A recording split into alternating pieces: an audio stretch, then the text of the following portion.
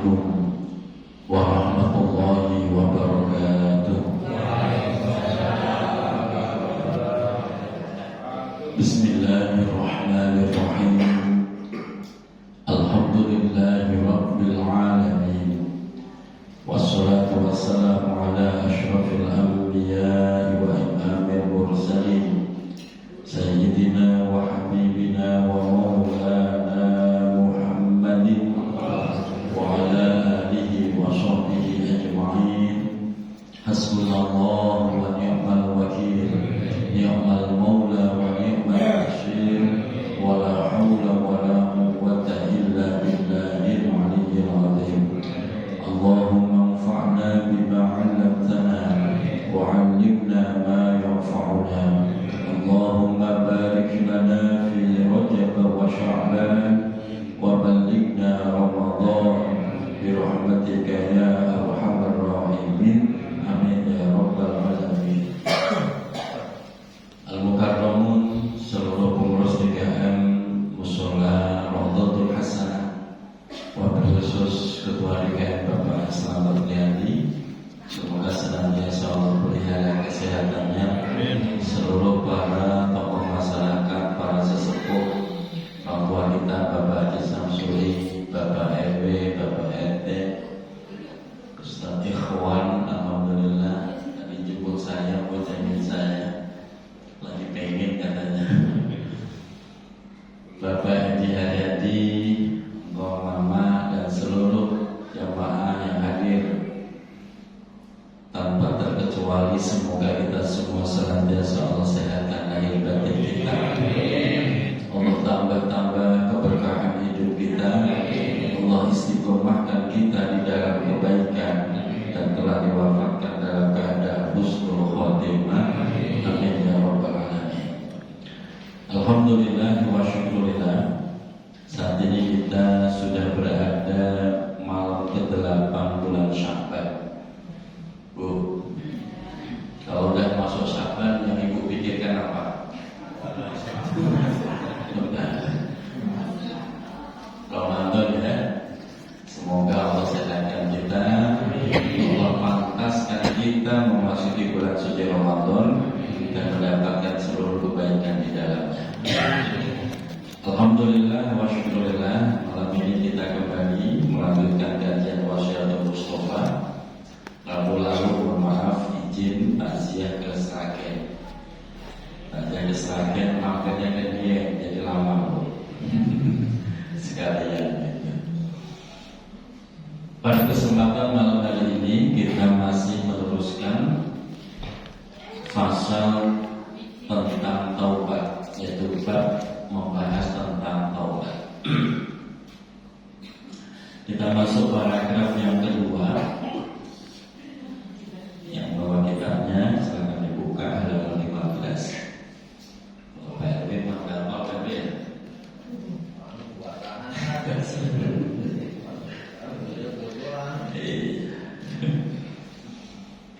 Bismillahirrahmanirrahim. Ya Aliyu, idza lam yakun al-alimu taqiyan zullat mau'izatuhu ala qulubin nas ila akhirih, dan seterusnya. Ya Aliyu, wahai Ali, idza lam yakun, jika tidak ada al-alimu, orang alim, taqiyan, yang bertakwa. Gak ada orang alim yang bertakwa. Zullat, maka pasti menyesatkan. Mau'izatuhu, yaitu mau'izahnya, ala qulubin nas, terhadap hati-hatinya manusia. Kama yadhillul qadru, sebagaimana menyesatkannya al-qadru. Al-qadru itu adalah sebuah tetesan, merusak. Bagaimana menyesatkan atau merusak al-qadru, yaitu tetesan air. Ala baydin na'ami, yaitu terhadap telur-telur daripada binatang. sehingga menjadi busuk itu telur, tidak berbuah. Wasofa, dan merusak kejernihan. Itu gambaran kalau bapak bertemu dengan orang alim tapi masih hobi berbuat maksiat. Apa ada orang alim masih senang maksiat?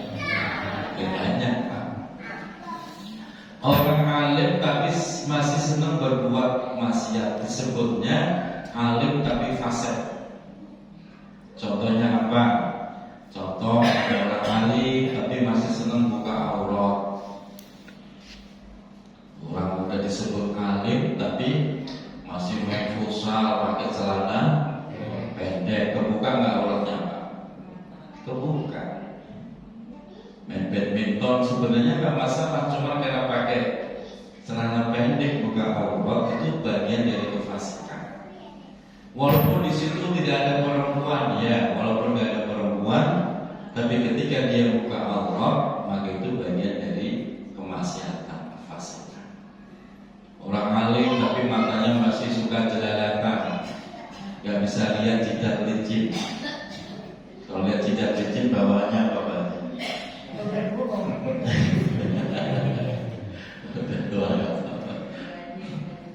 Orang alim yang lebih maksiat itu pasti nasihatnya ujung-ujungnya menjerumuskan, Pak. Makanya Bapak Ibu silakan ngaji kemana-mana, tapi pastikan Bapak Ibu punya guru yang alim tapi juga punya ketakwaan, sehingga akan memancarkan akhlak. Makanya seringkali orang bertanya, apa sih bedanya akhlak dengan adab? Beda, Pak. Kalau adab itu bisa dididik, dilatih. Tapi kalau akhlak nggak bisa dididik, itu hasil atau buah ketakwaan, itu akhlak. Saya kasih contoh. Banyak orang beradab, dia bisa tertib dalam antrian, tidak nyerobot. Beradab nggak, Pak? Beradab. Tapi satu sisi dia masih suka mabuk, masih suka zina, padahal dia beradab. Dia tertib, dia tidak ngambil harta orang, disiplin, beradab, tapi dia masih satu sisi masih suka berbuat maksiat. Jadi adab itu bisa dididik, bisa dilatih. Beda dengan akhlak. Kalau akhlak itu buah dari ketakwaan seseorang, sehingga orang itu tidak akan bisa berakhlak kalau ketakwaannya tidak sempurna, tidak mantap. Makanya Rasulullah SAW diutus liputan bima makarimal akhlak, dan akhlak itu bisa terjadi berangkat dari ibadah dan ketakwaan. Nah, seringkali kan, negara komunis saja bisa tertib beradab. Iya, karena beradab itu bisa dididik, Pak. Korea Utara tertib disiplin, orang Jepang tertib disiplin, itu ada, bukan akhlak. Nah, syukur-syukur kita punya akhlak, punya adab dan punya akhlak. Nah, orang alim yang tidak bertakwa pasti tidak akan menampilkan akhlaknya. Ujung-ujungnya apa yang disampaikan akan menyesatkan manusia. Makanya disinilah kenapa kita penting untuk mencari seorang guru yang punya ilmu sangatnya nyambung dan dia juga bertakwa. Selanjutnya saya tambahkan, Pak, sampai di dalam kajian taklimul muta'allim, Pak. Seseorang kalau pengen belajar mondok lah, maka yang perlu dilihat itu satu adalah sosok gurunya. Sosok gurunya ini bertakwa apa tidak? Ilmunya bersambung sampai Rasulullah apa tidak? Bukan dilihat fisiknya, bangunan, bukan dilihat fasilitasnya, bukan dilihat konsumsinya, bukan. Itu dalam taklimul muta'allim. Sebab keberkahan suatu ilmu itu ditentukan pada ketakwaan gurunya. Kalau gurunya alim tapi gak takwa, ibarat telur busuk semua, Pak, gak jadi. Ibarat santri itu telur, Pak. Telur Tapi kalau gurunya nggak takwa, itu telur nggak bakal jadi. Ujung-ujungnya malah busuk. Padahal gurunya alim. Nah, makanya di sini penting, Bapak Ibu kalau mau doain anak, nyekolahin anak, cari figur di situ siapa jadi figurnya. Alim, takwa apa tidak? Kalau enggak usah. Sehingga di situ pengaruh kepada kemanfaatan dan keberkahan suatu ilmu. Ini catatan buat kita semua sebagai orang tua.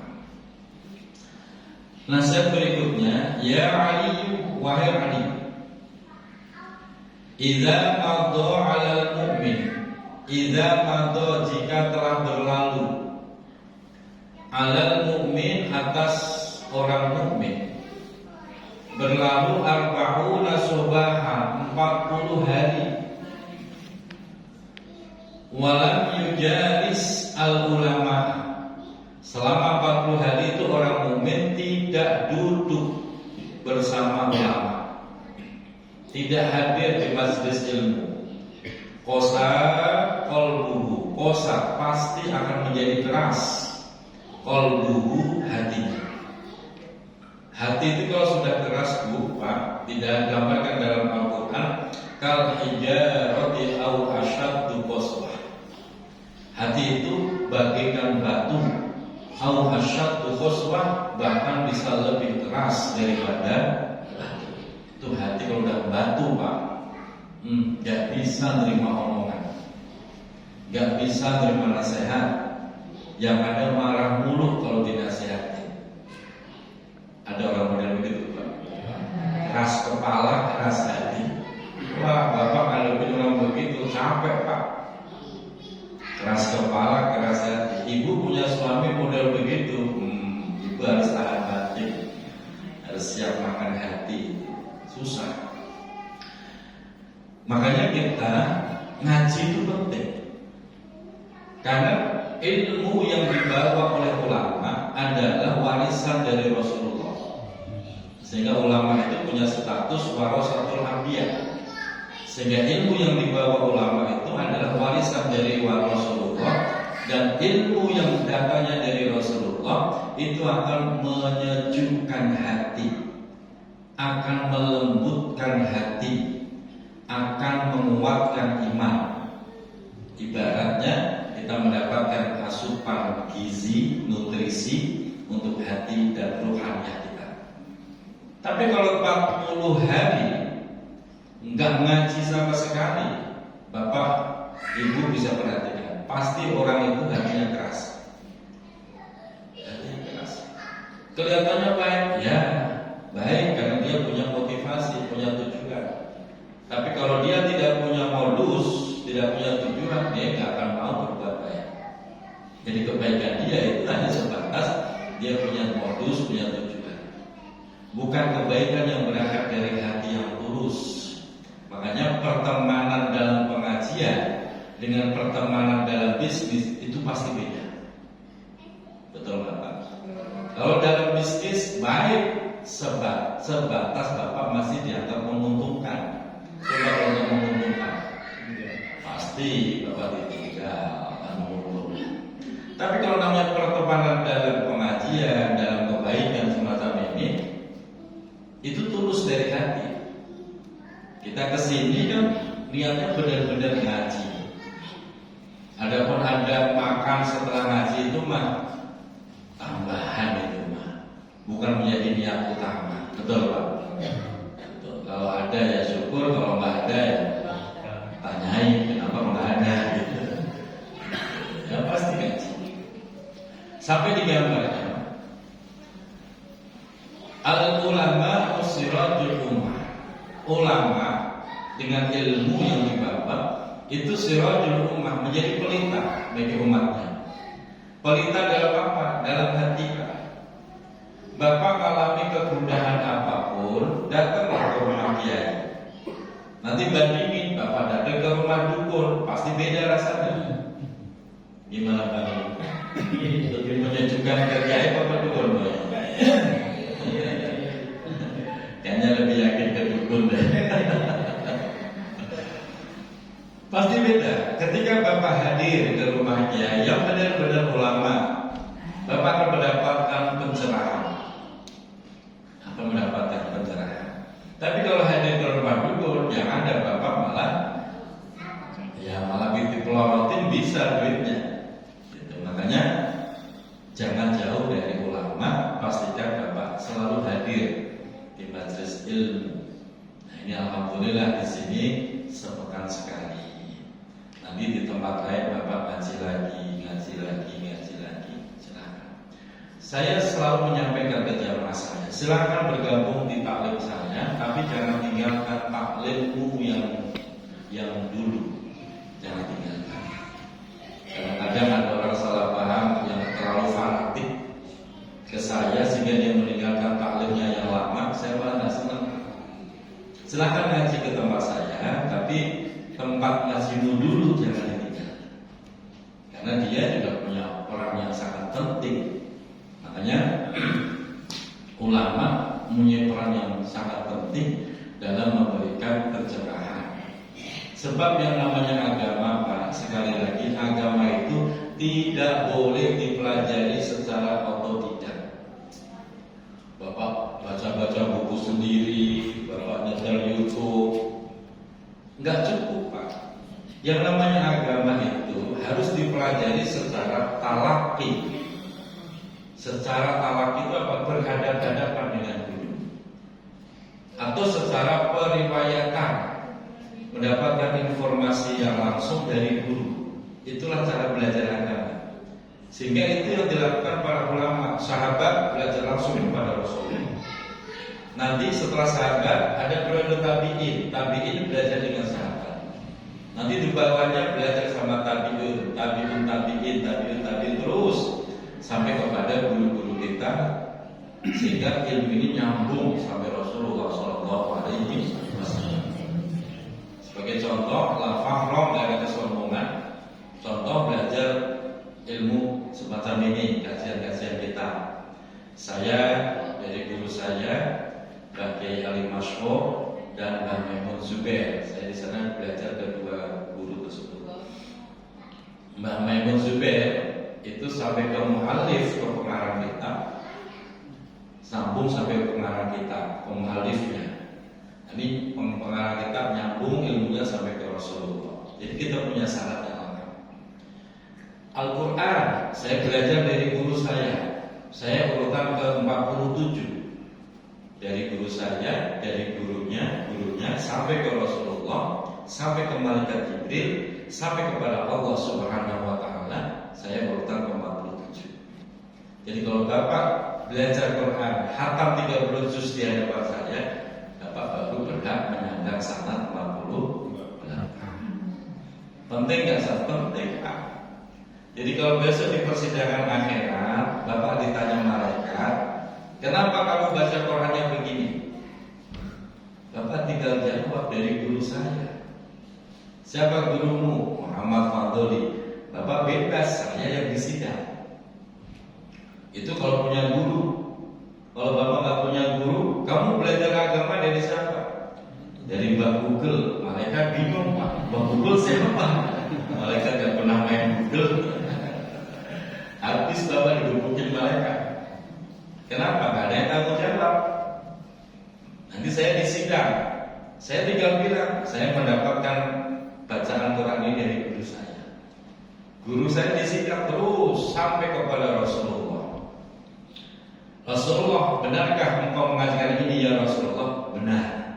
Kalau Rasulullah sudah bersaksi, beres semua urusan. Alhamdulillah. Tapi kalau tak punya sanad, ngadeg, Pak. Dari mana kamu belajar sholat seperti ini? Ikut-ikutan. Habis kita digebukin malaikat. Lepelnya nyambung ke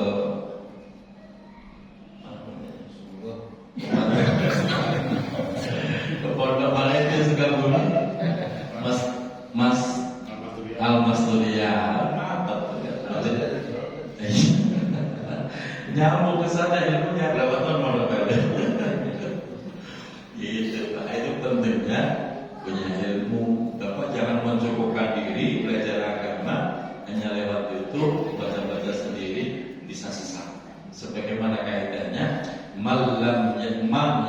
yata'allam bi ghairi syaikhin fa syaikhuhu iblis. Siapa yang belajar agama tanpa syekh, tanpa guru, maka gurunya adalah iblis. Pasti ujung-ujungnya sesat dan kesalahan. Bapak banyak kasus-kasus seperti itu, banyak sekali. Nah, disinilah pentingnya. Sehingga kalau hati sudah keras, wajah surah ala kabair, dia akan terjerumus ala kabair terhadap dosa-dosa besar. Hati itu kalau udah keras, Pak, berani banget melakukan dosa. Enggak ada nyesel-nyeselnya dia berbuat dosa. Malah yang muncul itu kebanggaan. Nih lihat nih, gua satu kerak gua minum sendiri, bangga dia. Kenapa? Hatinya keras, Pak. Makanya bencana terbesar bagi seorang mukmin adalah ketika berbuat dosa tapi dia tidak ada penyesalan. Itu bencana terbesar. Bapak pernah berbuat dosa? Nyesel nggak, Pak? Aman, Pak. Masih ada nyeselnya. Kalau udah nggak ada nyeselnya, itu bencana terbesar. Kenapa? Iblis dilaknat Allah itu gara-gara dia tidak punya penyesalan. Kalau Adam terampuni karena dia ada penyesalan, Pak. Kalau iblis nggak ada nyesel-nyeselnya, malah dia mengkambing hitamkan Adam dan dia dendam sama Adam. Gara-gara Adam nih, saya diusir dari surga. Malah begitu kelakuan iblis, bukannya mengakui kesalahannya, nyesel, malah mencari kambing. Itu kelakuan iblis. Makanya Pak, Bu, ketika kita berbuat maksiat, sengaja atau tidak sengaja, kok gak ada nyesel di hati kita, malah yang ada ketagihan, Bapak buru-buru istighfar. Sebab kalau gak hati kita keras, dikunci oleh Allah. Itu yang bahaya, Pak. Begitu, BRD. Jangan malah ketagihan. Bocah semana itu cantik bisa. Jangan, Pak Sayana. Gak benar. Ya kan, astagfirullah. Gitu. Sebab berarti istighfarnya itu gak kepakai, gak ada maknanya. Itu bahaya, Pak. Kalau seseorang melakukan dosa tapi gak ada penyesalan, lama-lama hatinya dikunci oleh Allah. Kalau udah terkunci, waduh susahnya, Pak. Bukanya susah. Gak ada yang bisa nasihatin. Jangankan istrinya, emaknya aja gak didengar, apalagi gurunya. Udah terkunci begitu, Pak. Bapak akan menemukan sosok orang model begitu, gak ada yang bisa nasihat. Yang bisa nasihatin adalah, kalau udah begini nih, yang bisa nasihatin adalah musibah. Dia akan dihajar Allah dengan musibah sehingga dia baru sadar hatinya. Masa kita nunggu pengen dikasih musibah? Nah, namanya setiap kali kita berbuat dosa, buru-buru diiringi dengan istighfar, biar hati kita tidak tinggal. Li'annal ilma, di sini. Kenapa sih kita harus ngaji? Li'annal ilma, karena sesungguhnya ilmu hayatul qalbi, itu menghidupkan hati. Semakin sering kita duduk di majelis ilmu, semakin sering kita mengkaji ilmunya Allah, maka hati kita semakin hidup. Hati itu kalau sudah hidup semakin peka. Hati kalau sudah peka, itu gampang memahami takdir Allah. Orang kalau gampang memahami takdir Allah, itu banyak syukurnya, banyak sabarnya. Kenapa seorang suka ngeluh? Karena dia gak bisa memahami takdir Allah. Sehingga yang ada ngeluh mulu, burutu mulu, malah kadang-kadang mencaci maki. Takdir kejam. Kadang sampai mencaci maki, Allah gak adil. Saya sudah rajin ngaji, sudah sholat duha, tahajud, akhirnya begini-begini juga. Nah, yang ngambek dia, gak mau sholat lagi ya. Kalau ilmu belum sampai ke hati, itu menyebabkan begitu. Makanya saya selalu menyampaikan, setiap kali Bapak Ibu hadir di majelis ilmu, jangan semata-mata niat mencari ilmu saja, tapi niat untuk membersihkan hati. Jadi kalau Bapak ngaji dari rumah dan niat, ya Allah, saya niat kalau ilmi bersihkan hati saya. Sebab kalau ilmu nambah, tiap hari nambah, tapi kalau hati nggak makin bersih, lama-lama Bapak jadi iblis. Lama-lama jadi iblis. Emang begitu? Iya, iblis itu alim, Pak. Iblis itu alim, bahkan malaikat kalah alim dengan iblis. Tapi iblis berhati busuk. Itu yang menyebabkan dia selalu bikin kerusakan, kesombongan, dilaknat oleh Allah. Nah, kita manusia sama. Kalau kita ilmu nambah, tapi hatinya makin bersih, ya lama-lama jadi iblis. Ilmu tidak menjadikan nur, tapi menjadi nar. Ilmu tidak menjadi nur, tapi menjadi nar. Apa bedanya? Kalau nur itu cahaya, kalau nar itu api. Jadi ilmu kalau tidak diiringi dengan kebersihan hati, itu bukan jadi nur, cahaya yang menerangi, justru menjadi api yang membakar dirinya, sehingga bawaannya tambah ilmu, tambah nyombong. Ada orang Korea begitu? Nah, itu berarti ilmu yang menjadi nar, tidak menjadi nur. Itu bedanya. Selanjutnya, ya Ali, wahai Ali, innallaha, sesungguhnya Allah Subhanahu wa ta'ala. Ini ancamannya Pak, serem-serem. La yastahi, tidak merasa malu. Allah tidak merasa malu min adzabi ghaniyin sarikin, dari menyiksa orang kaya sarikin yang masih mau nyolong. Ada orang kaya tapi nyolong. Lah itu koruptor itu orang kaya semua. Ya. Koruptor itu orang kaya tapi masih nyolong. Oh, itu Allah nggak pakai malu Pak nyiksanya. Malah bersemangat, nggak ada basa-basi lagi. Kenapa? Lah udah kaya kok masih nyolong, tuh kebangetan itu. Kalau miskin nyolong, rada-rada pantas, namanya juga miskin. Jadi Allah bisanya juga ringan-ringan saja. Tapi kalau udah orang kaya, masih nyolong, Allah nggak ada ampun lagi. Allah nggak pakai malu-malu lagi untuk menyiksa mereka. Nah, ini perhatian, jangan sampai kita bagian dari orang yang nyolong tadi, Pak. Nyolong kan bahasa kampung ya, bahasa kerennya itu koruptor. Bahkan ada yang keren lagi tuh Pak, bahasanya apa ke depan saya berita itu. Bukan koruptor Pak, apa sih istilahnya? Jadi dihaluskan lagi tuh Pak. Ya ujung-ujungnya sama, itu pencuri-pencuri juga, dan diancam oleh Allah. Bapak merasa kaya apa miskin? Ya. Miskin nyolong Pak. Kalau Bapak merasa kaya, udah jangan nyolong. Iya, berarti jangan. Miskin ya jangan nyolong juga. Udah miskin nyolong, malah bahaya, sengsara di dunia, sengsara. Dan Allah itu tidak pernah menciptakan kemiskinan orang. Di dalam Al-Quranul Karim, Allah itu menciptakan itu sepadan. Allah menciptakan hidup dan mati. Allah menciptakan sakit, sehat dan sakit. Allah menciptakan laki dan perempuan. Allah menciptakan kaya, Cukup.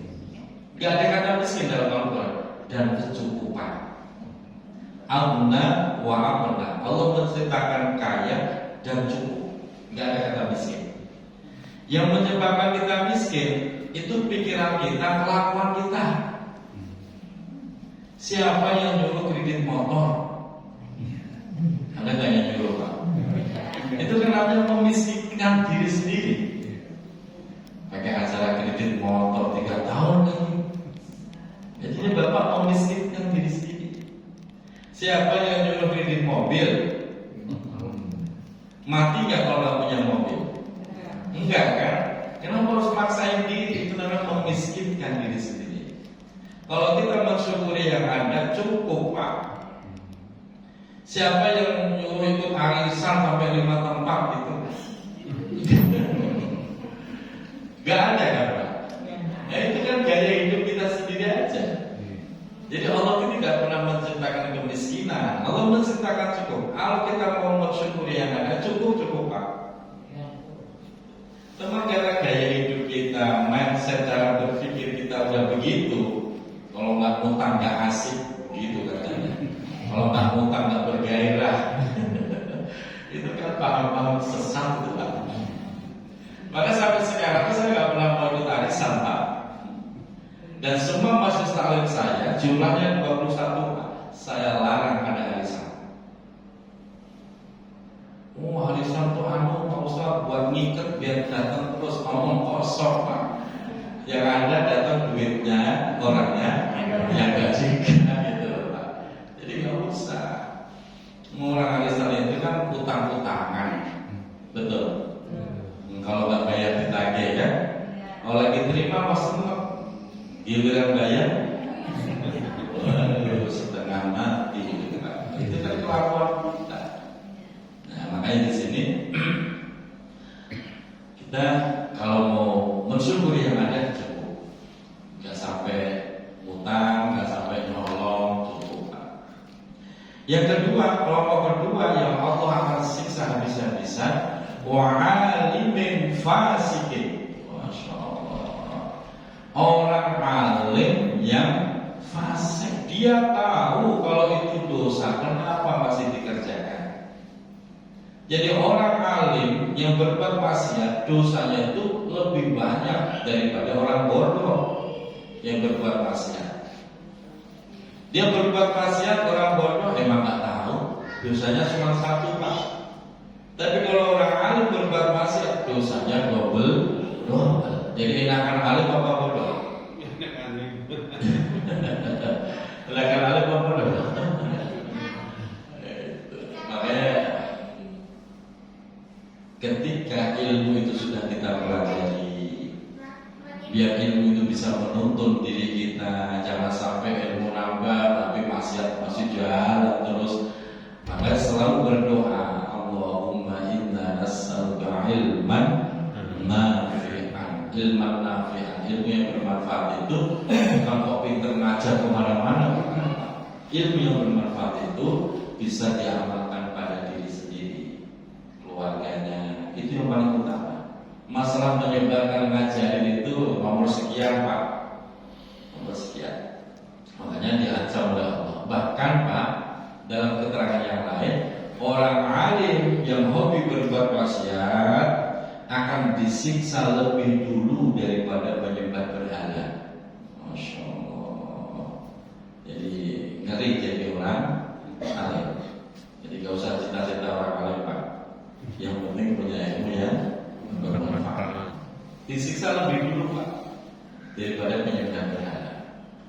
Jamaah nyolong, kiainya nyolong, kira-kira dosanya paling gede siapa? Ya kiainya Pak. Jamaah nyolong apa pantes, ada pantes gitu. Lah kiainya nyolong itu kan udah kelewatan, maka dosanya lebih besar. Nah ini ancamannya. Makanya Bapak Ibu sudah termasuk orang alim karena sudah mendapatkan ilmu. Tinggal bagaimana Allah memberikan ilmu itu nur, cahaya buat kita sehingga membimbing. Jangan sampai ilmu itu hanya dikoleksi saja. Dia kumpulin, dia koleksi, nggak pernah diamalkan. Hanya pintar debat aja. Kalau debat ilmu dia pintar, tapi amalnya kosong. Dan itu banyak loh Pak, orang yang pintar debat agama. Kalau dalil fasih, tapi prakteknya zon kosong. Habis diskusi ilmiah, zuhur bukannya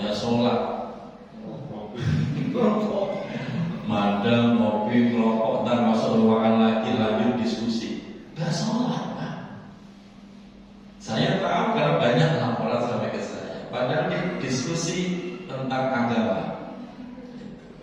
Makanya,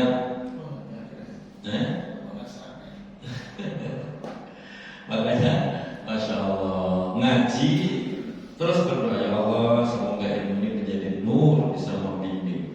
Kalau enggak, celaka. Jadi orang enggak berilmu ya celaka. Jadi orang berilmu tapi enggak bermanfaat juga celaka. Makanya sampai ulama menegaskan, setiap kali mendapatkan ilmu, amalkan walaupun seumur hidup sekali. Saya dapat wasiat dari guru saya ketika saya di wisuda tahfidz Al-Quran. Wasiat guru saya begini, nah, nanti kamu sudah selesai setoran Ka'bah, nanti setoran ya langsung kepada Allah. Caranya bagaimana? Baca hafalanmu di dalam sholat. Itu wasiat. Ya kita amalkan walaupun seumur hidup sekali, kita amalkan. Dan itu ilmu. Jadi saya cicil tuh sholat sunnah saya bacanya, duha atau tahajud baca sampai hatam 30 juz. Itu diniatkan setoran hafalan langsung kepada Allah. Saya amalkan walaupun sekali. Jadi setiap kali dapat ilmu amalkan walaupun cuma sekali. Biar apa? Biar tidak dituntut oleh ilmu itu. Ilmu itu nuntut apa? Ketika kita sudah punya ilmu tapi nggak diamalkan, contoh kemarin Bapak dapat keterangan bahwa sholat tahajud fadilahnya begini, tapi nggak diamalkan, maka nanti akan dituntut oleh ilmu itu. Kenapa kamu tidak mengamalkan? Padahal kamu sudah tahu ilmunya, fadilahnya, dituntut oleh sang ilmu. Makanya setiap kali Bapak Ibu ngaji, minta kekuatan biar bisa mengamalkan. Termasuk ijazah. Seringkali orang minta ijazah, doa biar bisa begini. Kalau sudah minta ijazah, amalkan. Sebab ijazah itu akan menuntut kita kalau nggak diamalkan.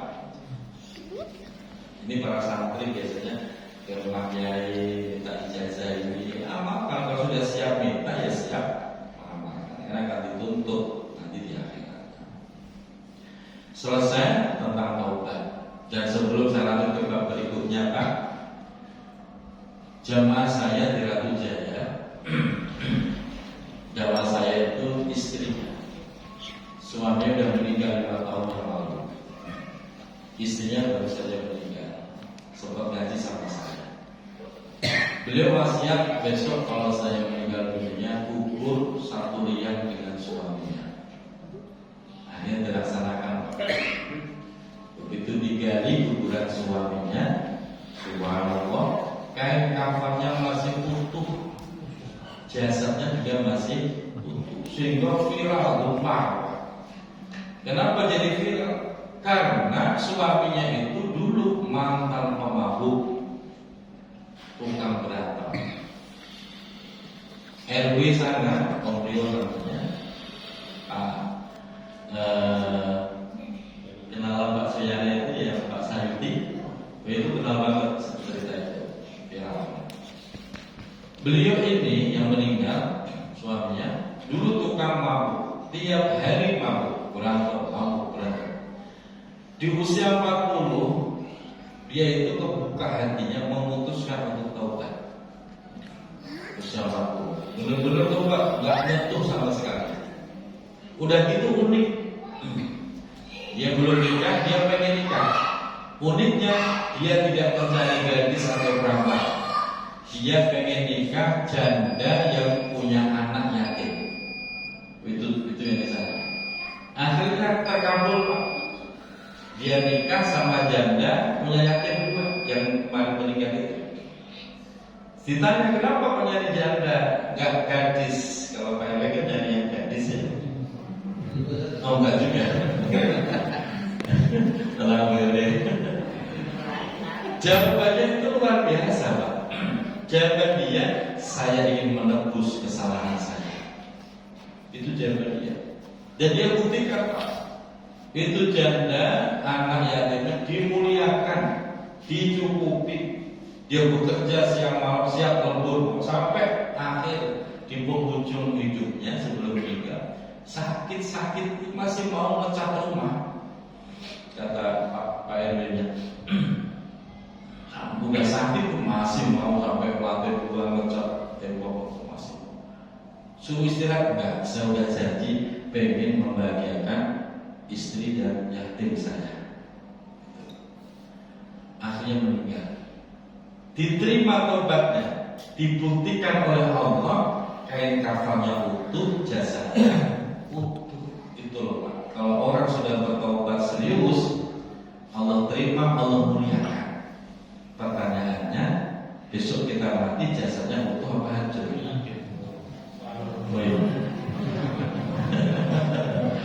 Ya itu pelajaran penting Pak.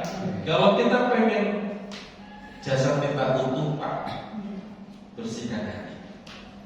Biarin ibadahnya pas-pasan, sholat yang wajib-wajib doang, puasa juga yang wajib-wajib doang. Tapi pastikan Bapak Ibu punya hati yang baik.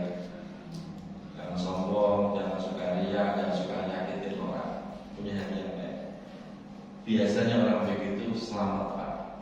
Makanya dalam Al-Quran, yauma la yanfa'u malu wa la banuna illa man atallaha biqalbin salim. Besok di hari kiamat, harta benda anak tidak memberi manfaat. Illa man atallaha, kecuali orang yang datang kepada Allah di hari persidangan itu biqalbin salim, dengan hati yang selamat, hati yang baik. Enggak pendendam, enggak pendengki, enggak hasut. Udah dia tenang, damai dengan dirinya sendiri, damai dengan orang lain. Orang model begitu biasanya selamat, husnul khotimah, jasadnya utuh. Amin ya rabbal. Semoga kita termasuk golongan tersebut. Assalamualaikum warahmatullahi wabarakatuh.